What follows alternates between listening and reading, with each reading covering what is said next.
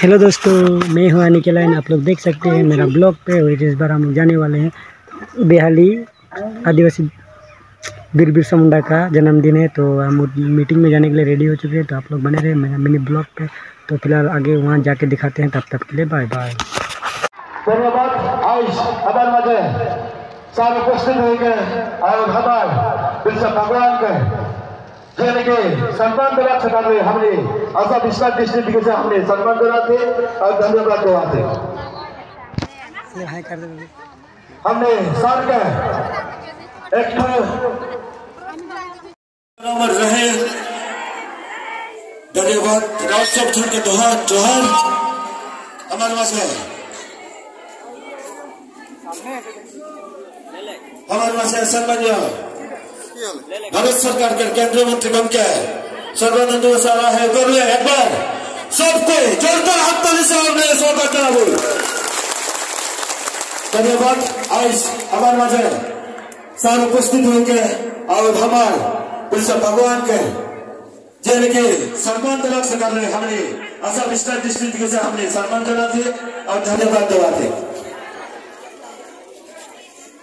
हमने साल के एक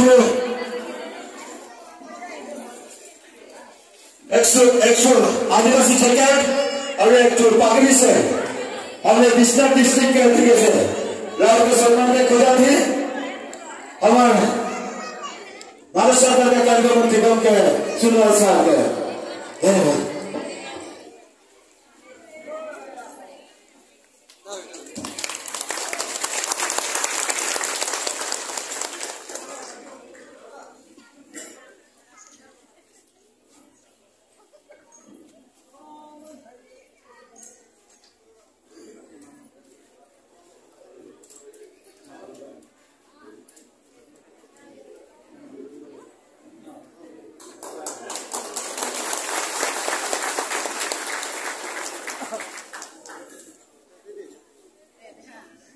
इधर पीछे हमने सोनितपुर लोकसभा की समष्टि के गांव के राजेंद्र साल के एमपी हमारा उनके एक आदिवासी गांचा से हमने स्वागत करा थी, सम्मान दिला थी। संगे संगे हमारे राज्य उपस्थित है बिहार विधानसभा समष्टि के विधायक दिगंत खतवार गांव के उनके एक आदिवासी गांचा से हमने सम्मान देकर आरोप चला थे। संगे संगे संगे संगे हमने विश्वनाथ विधानसभा समष्टि के विधायक प्रमोद कुमार के व्यक्ति आदिवासी गांव से हमने सम्मान दिला था। एक संगे संगे हमने और एक धन्यवाद देते हमने हमारे आदिवासी मान के समाजता लेके जो साथ के निमंत्रण देते संगे संगे हमने आसाम विश्वनाथ डिस्ट्रिक्ट कमेटी के दिखे से जो निमंत्रण दे बोला थी।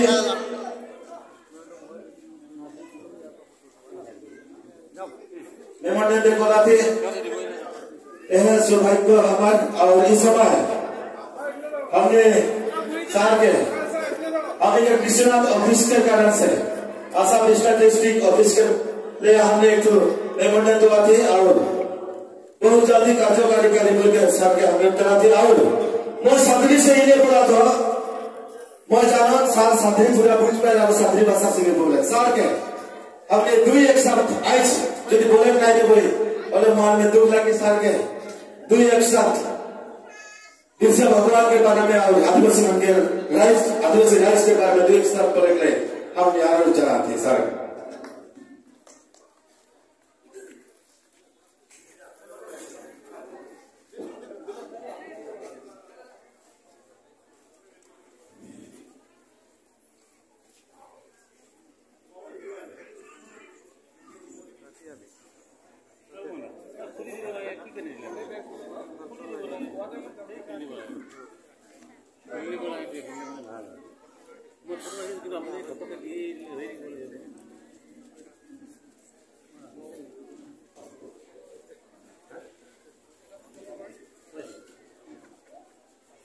सबाई के जोहार।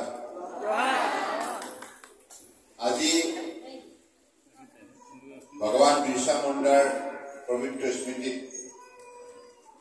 ভাৰতবৰ্ষৰ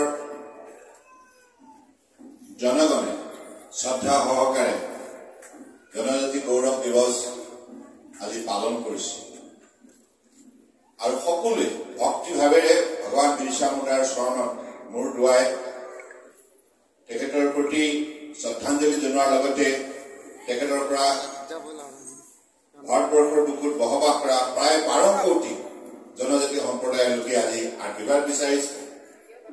মাননীয় প্ৰধানমন্ত্ৰী নৰেন্দ্ৰ মোদী ডাঙৰীয়াই